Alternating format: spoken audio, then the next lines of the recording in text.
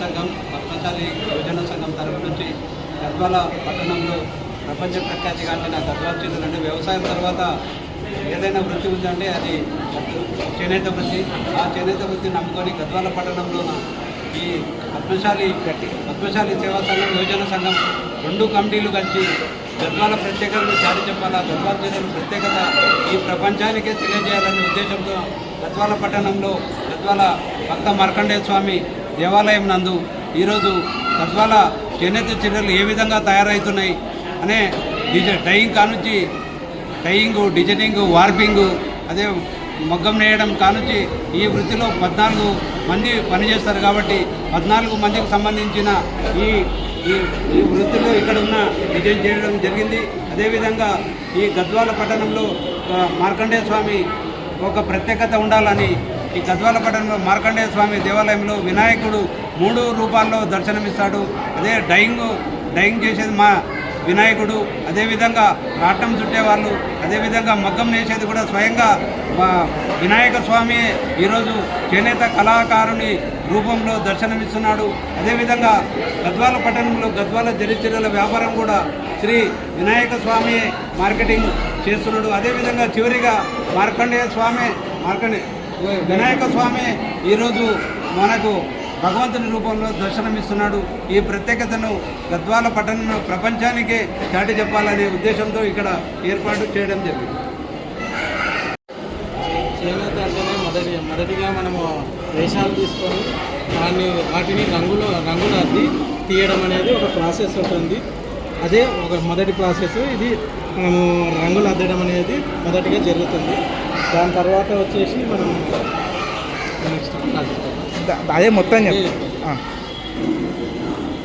రంగులు అద్దడం అనేది ఒక ఆట అనమాట. ఈ రంగులు అద్దడం అనేది ఒక ఇంద్రధనుసు వలె దాని నుంచి వచ్చినటువంటిది ఈ రంగులు అద్దడం అనేది జరుగుతుంది.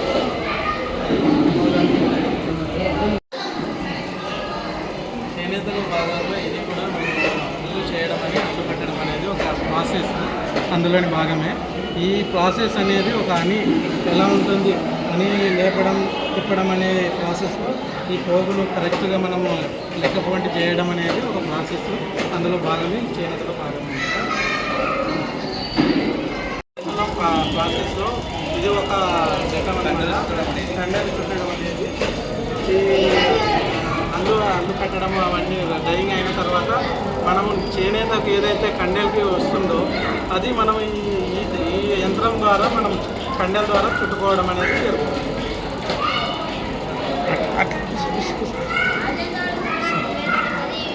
దాని తర్వాత మనం ఈ పండుగ ఏదైతే మనం రేషము అద్దిన రేషాన్ని ఈ పండెల మాదిరి మనము చెరుగు చూడడం అనేది పండెలో ప్రాసెస్ అవుతుంది. దీని తర్వాత మనం ఒక మీద చేనేతలో భాగంగా మనము ఏదైతే రంగులు వార్పులు అద్ది ఉంటామో వాటిని మనం ఒక రోల్ అంటే మొగ్గం మీదికి రావడానికి కోసం మనం అంత నీటిగా రావడానికి కోసం ఈ రోల్ని ఉపయోగిస్తాము. ఈ మొగ్గం రోల్కి మొత్తం వార్పు అనేది చుట్టిన తర్వాత మనం మొగ్గం స్టార్ట్ చేస్తాం.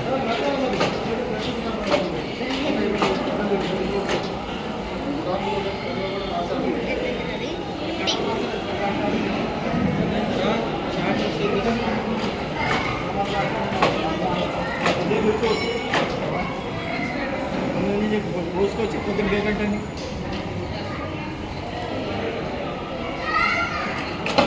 చేనేత తింటే బాగుంటుంది.